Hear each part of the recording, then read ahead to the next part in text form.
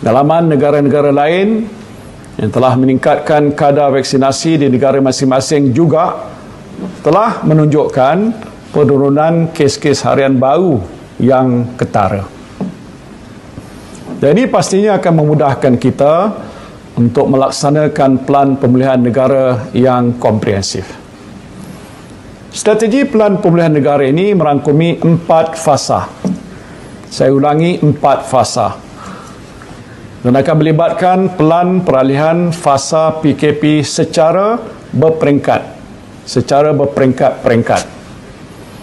Dan setiap fasa pelan pemulihan ini berpaksikan kepada data yang bersandarkan 3 indikator ambang, iaitu 3 indikator ambang utama ataupun threshold untuk beralih daripada satu fasa ke fasa seterusnya. Indikator yang pertama ialah keadaan penurunan COVID-19 dalam komuniti berdasarkan bilangan kes jangkitan harian. Itu yang pertama. Indikator yang kedua ialah keupayaan sistem kesihatan awam kita berdasarkan kadar penggunaan katil di wad ICU. Dan indikator ketiganya ialah tahap populasi yang dilindungi berdasarkan peratusan yang telah lengkap menerima 2 dos suntikan vaksin. Pendekatan secara berperingkat ini bermula dengan fasa pertama. Apa dia fasa pertama? Iaitu pelaksanaan PKP menyeluruh yang sedang dilaksanakan sekarang dalam keadaan bilangan kes COVID-19 adalah tinggi. Sistem kesihatan awam di tahap yang kritikal sekarang ni dan kadar pencapaian vaksinasi yang masih rendah. Kerajaan akan menimbang peralihan daripada fasa pertama kepada fasa kedua PKP bila masanya, iaitu setelah satu purata kes harian COVID-19 menurun di bawah 4,000 kes. Keduanya, sistem kesihatan awam tidak lagi berada di peringkat kritikal, termasuk kadar penggunaan katil di ICU pulih ke paras yang sederhana. Sekarang ini kita berada dalam tahap yang masih kritikal. Kita tidak mempunyai tempat untuk melepaskan kes-kes yang serius kerana kekurangan katil dan sebagainya. Ini sedang pun kita uruskan.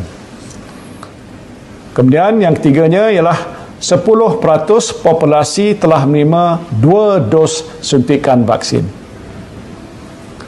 Fasa kedua merupakan kesinambungan daripada fasa pertama dengan aktiviti sosial dan kawalan pergerakan terus dikawal lagi dengan ketat.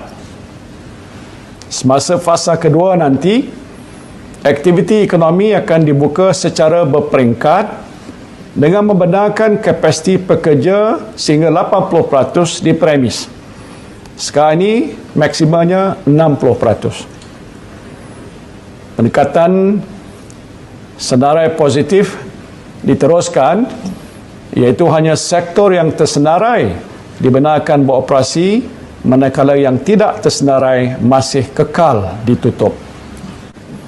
Fasa ketiga pula melibatkan peralihan daripada pendekatan senarai positif kepada senarai negatif, iaitu di mana semua aktiviti ekonomi dibenarkan beroperasi kecuali aktiviti yang berisiko tinggi untuk jangkitan COVID-19 yang masih kekal ditutup.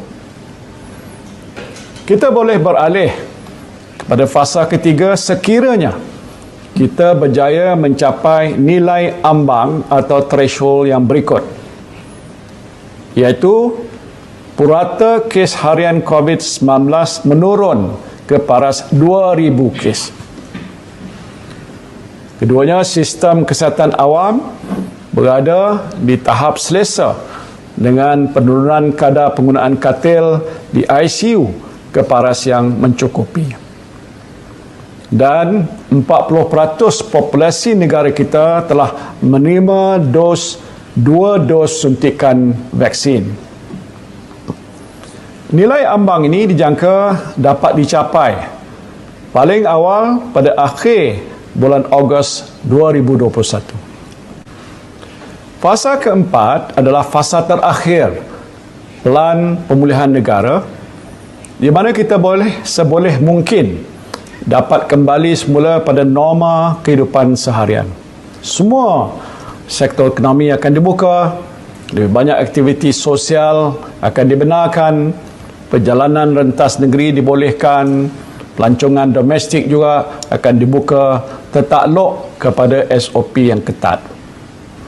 Fasa ini dapat dilaksanakan apabila bilangan kes COVID-19 adalah rendah. Sistem kesihatan awam adalah di tahap yang selamat dan program vaksinasi telah mencapai tahap imuniti berkelompok ataupun herd immunity selewat-lewatnya pada akhir tahun ini.